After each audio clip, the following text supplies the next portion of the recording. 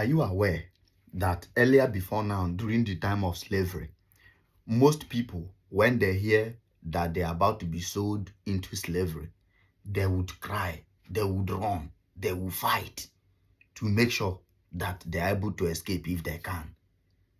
But I tell you what, most Africans today, I'm not only talking about Nigerians, Ghanaians everywhere, if you tell them, are you ready to go abroad now and be a slave? Most people will say yes.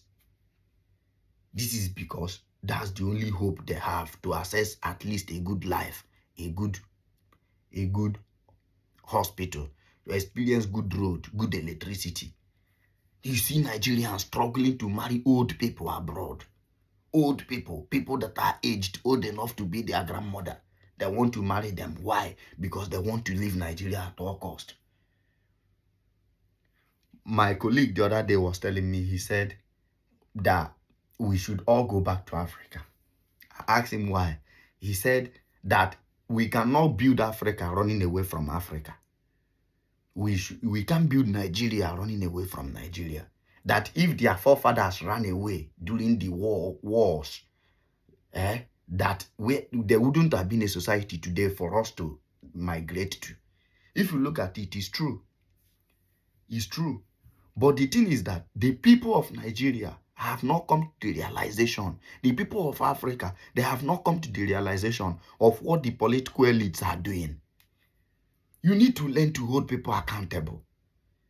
Just the other day in Nepal, a lot of people protested. Things were going down. Things were going down literally. The hand of government was bent. They couldn't do anything. They succumbed to the will of the people. So the Bible says that people perish because of lack of knowledge. If only the people of Nigeria know what they have, if only they understand the capacities they have, if only they understand the power of the people, things will get better overnight. Things will get better overnight. But the problem is everybody is just complacent because I don't want to talk. It's my tribe, the person from my tribe that is in power. No society can ever grow that way. The person from my tribe is the person in power. So I need to keep quiet. The person is my relative. I need to keep quiet. The person is from my religion. I need to keep quiet. Guess what? If we come to think about what people are doing for constituency projects, let's not even go there. How much people are laundering and squandering because in the name of constituency project in Nigeria, you will cry. You will cry. All those money, after they have gathered it, what do they use it for? They use it to buy more cars. They use it to build more houses for themselves and their family. They use it to go abroad and invest where the economy is stable and there is no Nigerian politician today. Those political elites, the people at the helm of affairs, people that are looting this money, that don't have source of income from abroad. This is because they are very sure that even if Nigeria economy goes bad, if they are able to convert their pounds, if they are able to convert their naira, they would have much in Nigeria. Throwing one or two around and people will start singing their praises again.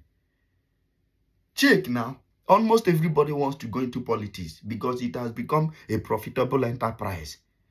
That is what P2B calls wealth without enterprise. And what happens? Once you appoint someone, give the person 1 week to 1 month. In the next 6 months, the person will start doing things he or she never did before on their personal enjoyment. The enjoyment level will change. The kind of cars they drive will change. The kind of houses, they will buy lands everywhere. Start new construction of personal houses. 6 months of being in government. They will start throwing money around. Governance is not philanthropy. No. Governance is not philanthropy. If Nigerian politicians should stick to their salary, they will not have enough to be throwing around. They will not have enough money to be throwing around. How much is their salary? I know, even in my state, Ebonyi, I know of one guy, he's been throwing money around ever since he became commissioner. Before he became commissioner, he used to be a critic of the government. People would be like, if nobody knew him, probably apart from his father, that everybody knew because of politics too. But just two years now in office, everywhere now, they are now the people that say what happens. They are now the Alpha and Omega, the beginning and the end of life in Ebonyi. Very crazy. And this is not just about my state. It happens in every state in Nigeria. We cannot grow that way. We cannot grow that way. People need to be held accountable. People should come and tell the people what they are doing, how they are doing it, when they are doing it. The minister said in 2026 that the coastal highway will be ready. I don't know how that will be feasible, but let us see if the coastal highway will be ready. Which personally, I don't believe it was a viable project. I don't believe that that was what Nigeria needed. Like I said, many federal roads are not in good shape. There was literally no need to start building new roads, creating a new road when the existing ones are not passable. Every day it's den of kidnappers. People literally hang around to pack people by the road, carry them into bush, demanding ransom. But you cannot say anything because the person that is in the office is your person, or is from your tribe, or is from your religion. You need to keep quiet. So it's purely orchestrated, not because you are benefiting, but because let it just be that the person is my person or is from our side. So even if the person is not doing anything, it doesn't matter. What matters is that the person is from our side. Which society grows that way?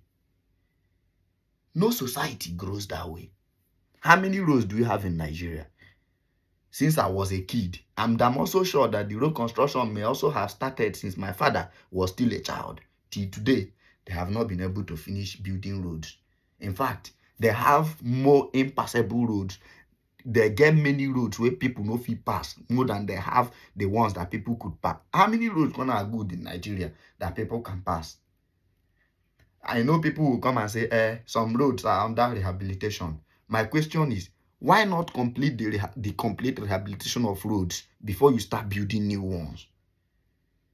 Especially with the limited resources, which was not even meant to be limited in the first place. But because of mismanagement, it appears limited. No society grows that way. And until we start holding people accountable, nothing will change in Nigeria. And youths must learn to speak out and hold people accountable, especially the leaders. You watching this video, you play your own part too. Anything you know you will do to make Nigeria better, you do it.